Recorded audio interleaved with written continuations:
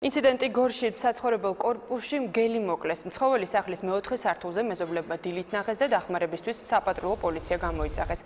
ადგილზე მისულმა სამართალდამცველებმა ცხოველის დაჭერას სცადეს, თუმცა საფრთხიდან გამომდინარე მისი მოკვლის გადაწყვეტილება მიიღეს.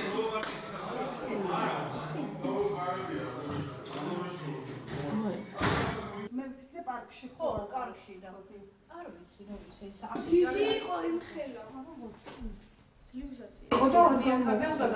ჩამოწევდა კარის სახელურს და მე ვთქვი რა არის მეთქი და ძაღლის გვეგონა ძაღლი თავიდან და მე რა ვიცი აღმოჩნდა რომ გელი იყო რა ვიცი.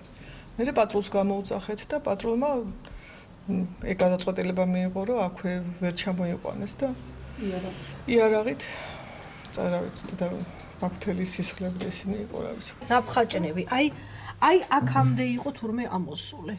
და ამას რო ძალიან მაგრად იმას წევდა, გონებიათ რომ ვიღაცა შემოსვლას ცდილობს.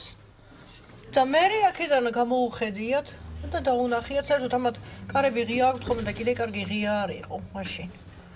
და მე გამოუხედიათ აქედან და დაუნახიათ ეს ამხელა დიდი მგელი ყოფილა, საკმაოდ დიდი ყოფილა.